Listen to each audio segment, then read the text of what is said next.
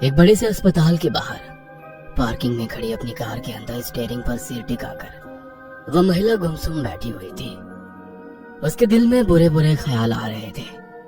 कुछ देर पहले अस्पताल के अंदर की वो सारी बातें उसे याद आने लगी।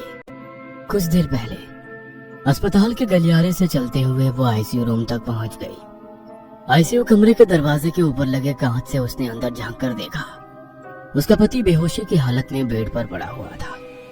उसकी तरफ देखते ही पल भर के लिए उसका दर्द के मारे जोर से चीखना, चिल्लाना, बेबस होकर मौत की भीख मांगना, सब कुछ नजरों के सामने आ रहा था। अब वो बेहोश पड़ा था क्योंकि डॉक्टर ने उसे नींद का इंजेक्शन या बेहोशी की दवाइयां दी थी।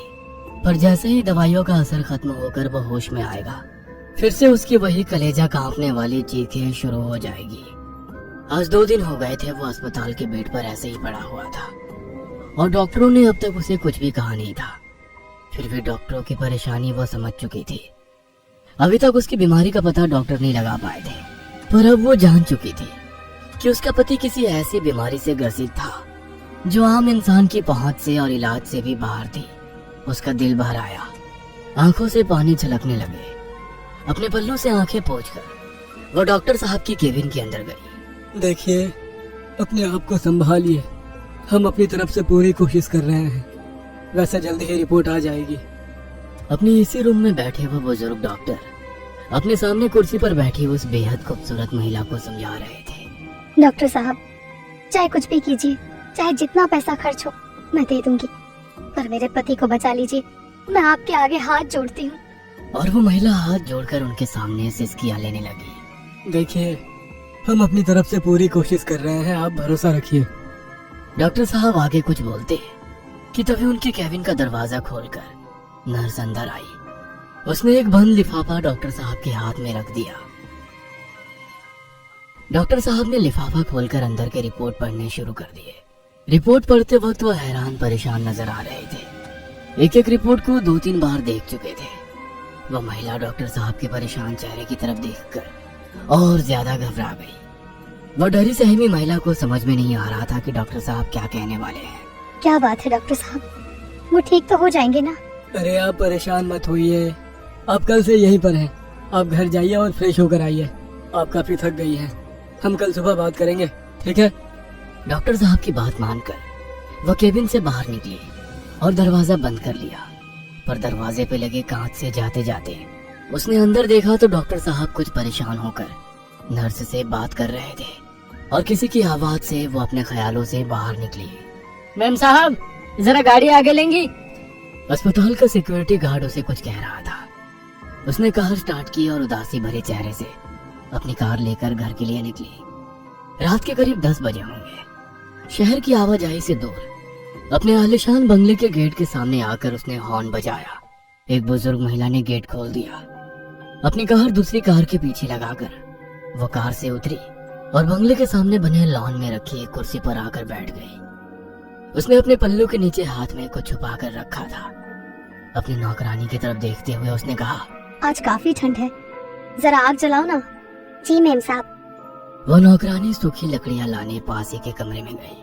अपनी आंखें बंद करके कुर्सी पर शांति से बैठी हुई उस खूबसूरत महिला की आंखों के सामने एक पल के लिए काले अंधेरे से उसके पति का दर्द से चीखता हुआ चेहरा आ गया और उसकी आंख खुल गई। सामने देखा तो पास ही में बैठी उसकी नौकरानी जमीन पर आग जलाते हुए उसे पूछ रही थी। ये लीजिए मैम साहब, आपका कुछ पार्सल आया था।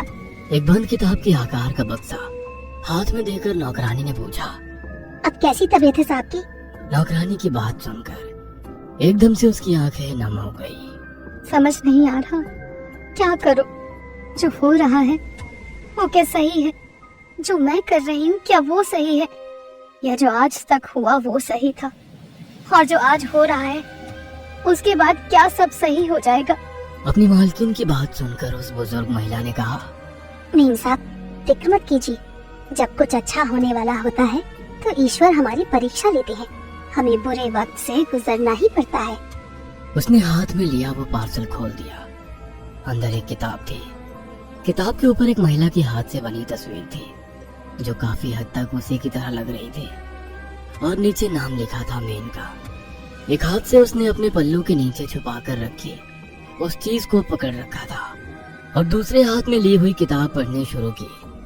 आग को हवा देती उस नौकरानी की नजर उसके पल्लू के नीचे हाथ पर टिकी हुई थी।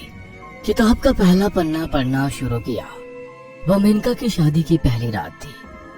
लाल लिबास में अपने कमरे में फूलों से सजाए बेड पर बैठी थी। कमरे का दरवाजा खटखटाने की आवाज ने उसकी धड़कन बढ़ा दी। उसने जैसे ही दरवाजा खोला, उसका पति लड़खड़ाता हुआ आकर अपने बेड पर गिर पड़ा। शायद काफी पी रखी थी। शादी की खुशी में दोस्तों ने पिलाई होगी। अपने आप से बुदबुदाते हुए मेनका ने उसके ऊपर कंबल डाल दी और आईने के सामने खड़ी होकर कंघी से बाल बनाने लगी। अगले दिन उसके साथ किचन में चाय बना रही थी। सासू माँ ने एक कागज की पुड़िया खोली और चुपके से चाय में कुछ डालकर मेनका के कमरे में ले आई। लो बेटी, चाय पी लो। माँ जी, आपने क्यों तकलीफ उठाई? अरे मेरी बेटी, इसमें तकलीफ की क्या बात है? और हाँ, मनोज सुबह जल्दी ऑफिस गया है। मेनका को थोड़ा अजीब लगा। सुबह के 8 बजने वाले थे और इतनी जल्दी ऑफिस? उसने चाय पी और फ्रेश होने के लिए चली गई। उसकी सासू माँ की नजर पूरे कमरे में घूम रही थी। तभी उसकी नजर आईने के पास पड़ी कंघी पर गई जिसमें कुछ बाल फंसे थे और उस बुढ़िया के चेहरे पर एक अजीब सी हंसी छा गई। कुछ दिन बाद, बेटी अब हम चलते हैं। मेनका से मिलने आए उसके माता पिता अपनी कार से अब वापस जा रहे थे। अपनी बेटी की खुशहाली देखकर वे भी काफी खुश थे। उनकी कार बंगले के गेट से बाहर निकली और तभी दूसरी तरफ से तेजी से आते हुए ट्रक ने उनकी कार को जोर से टक्कर मारी। ट्रक उनकी कार को रौंदता हुआ निकला। अपने माँ बाप की दर्द भरी चीखों से मेनका का कलेजा फट गया। वह दौड़ती हुई उनकी तरफ जाने लगी, पर अगले ही पल उनकी कार का ब्लास्ट हो गया और उसकी आंखों के सामने ही उसके जख्मी माँ बाप जलती आग में झुलसकर मारे गए। अपनी आंखों से इस खौफनाक हादसे को देखकर मेनका वहीं पर बेहोश हो गई। इस बात को कुछ दिन बीत गए थे, पर वो अभी तक उस हादसे से उभरी नहीं थी। एक रात वो अपने कमरे में सोई थी। रात के 2 बजे होंगे।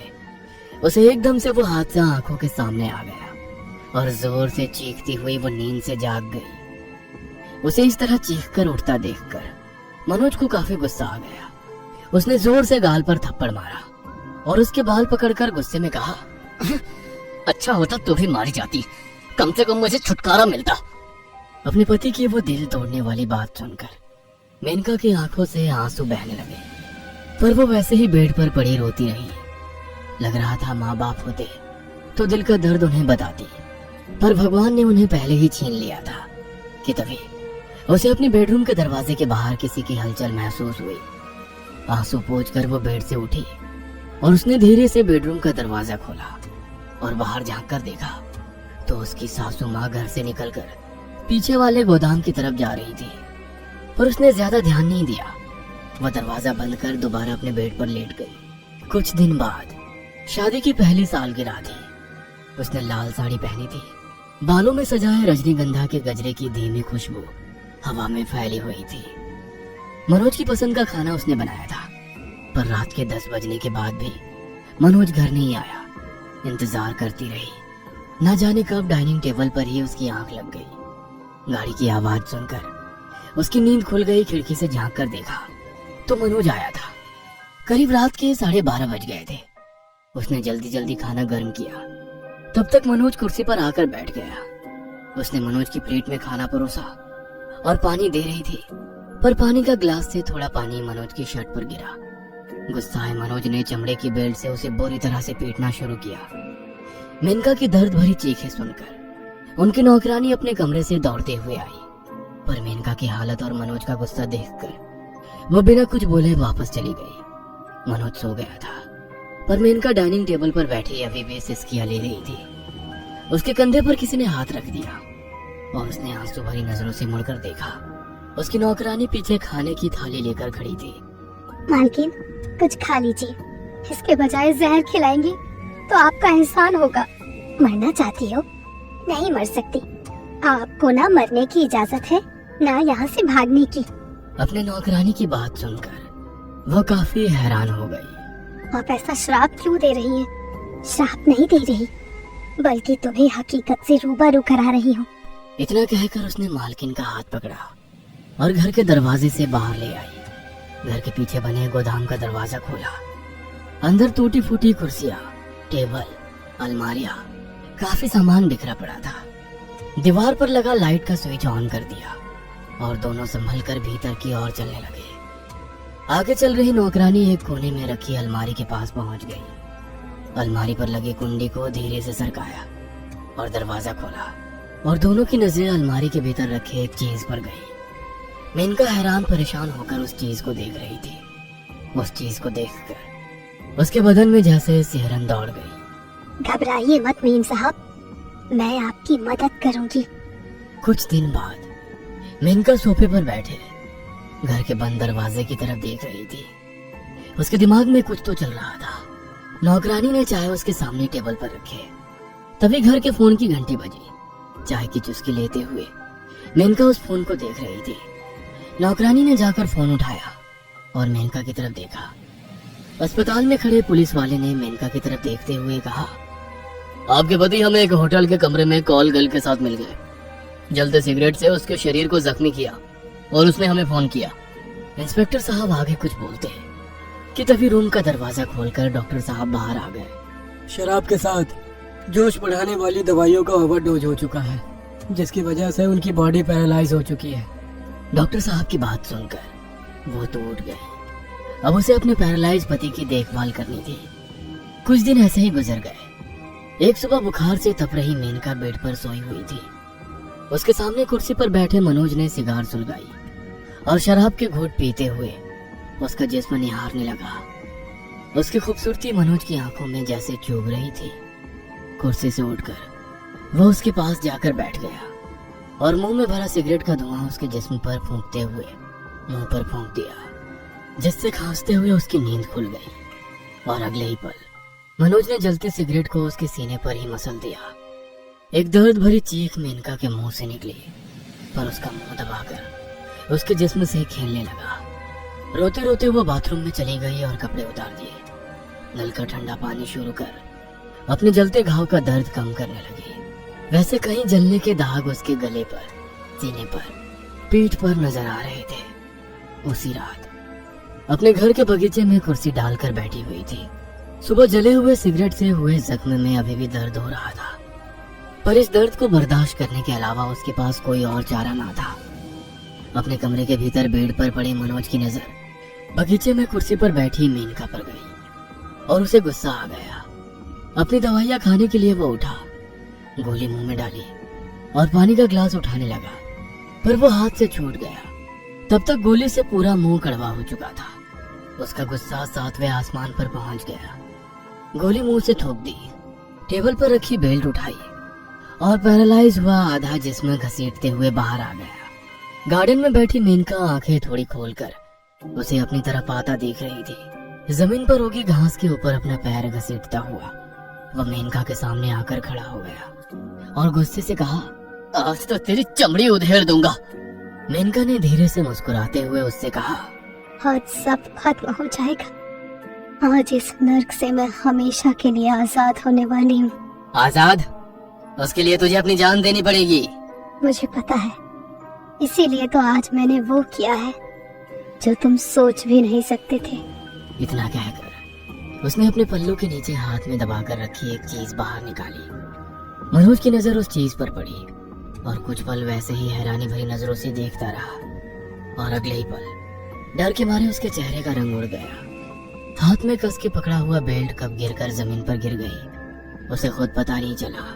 डर के मारे पीछे हट गया और बड़ी तेजी से अपना जिस्म घसीटते हुए अपने कमरे में जाकर दरवाजा बंद कर लिया।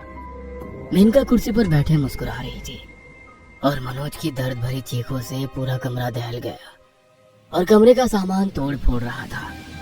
मनोज की चीख पुकार सुनकर मेनका मन ही मन मुस्कुरा रही थी। अगले दिन उसे अस्पताल में भर्ती किया गया। उसे बेड से बांध दिया गया था। दर्द से लगातार चीखता रहा। उसे लग रहा था जैसे उसका जिस्म कोई अंदर से खा रहा है। हर पल डॉक्टरों से मौत की भीख मांगता और डॉक्टर हैरान परेशान होकर उसकी रिपोर्ट देखते, क्योंकि उसकी सारी रिपोर्ट नॉर्मल आ रही थी। और वो धीरे धीरे मौत के करीब जा रहा था। आखिरी पन्ना पढ़ने के बाद उसने किताब सामने टेबल पर रख दी और आंखें बंद कर गार्डन में कुर्सी पर बैठ गई। सामने जल रही आग में उसकी नौकरानी सूखे पत्ते लकड़ियां डाल रही थी। काफी दिनों के बाद उसे शांत लग रहा था। पल भर के लिए शादी के बाद की सारी घटनाएं उसकी नजरों के सामने तैरने लगी और टेबल पर रखे उसके मोबाइल की रिंग हुई। हाँ डॉक्टर साहब, उसकी रिपोर्ट के बारे में कुछ पता चला? डॉक्टर साहब ने जो कहा वो सुनकर मेनका के चेहरे का रंग उड़ गया। वो झट से उठकर खड़ी हो गई। मोबाइल हाथ से नीचे गिर पड़ा। मेम साहब, क्या हुआ? अस्पताल में कुछ हुआ है क्या? मनोज अस्पताल से भाग गया है। शायद वो अब मुझे जिंदा नहीं छोड़ेगा। मेम साहब, आप कुछ भी मत सोचिए। खत्म कर दीजिए इस खूनी खेल को जिसकी शुरुआत मनोज की माँ ने की थी। और मेनका के सामने वो रात का मंजर आ गया जब वो दोनों घर के पीछे बने गोदाम में गई थी। अलमारी में एक गुड़िया थी जो हूबहू मेनका की तरह थी। उसे काले धागे से जकड़ा हुआ था। उसके जिस्म में कई सुइयां चुभोई गई थी। सोचिए मत मेम साहब, आपके सामने पूरी जिंदगी पड़ी है और मनोज जैसे राक्षस को मारना कोई अपराध नहीं है। मेनका ने अपने पल्लों के नीचे दबाकर रखी उस चीज को बाहर निकाला। वो एक गुड़िया थी जो हूबहू मनोज की तरह दिख रही थी। उसके जिस्म के आधे हिस्से में कई सारी सुइयां घुस आई थी।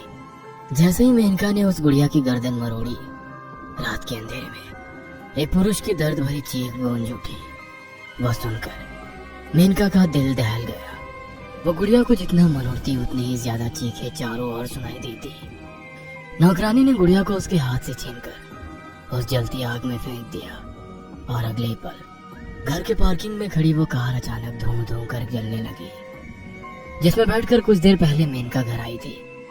कार को जलता देख लोगों की भीड़ जुटने लगी। मेनका की तरफ देखकर नौकरानी ने कहा, आज उसे खत्म ना करते तो कल आप जिंदा नहीं रहती। मेनका जलती आग को देख रही थी जो उसकी नई जिंदगी में खुशियों की रोशनी बिखेरने वाली थी।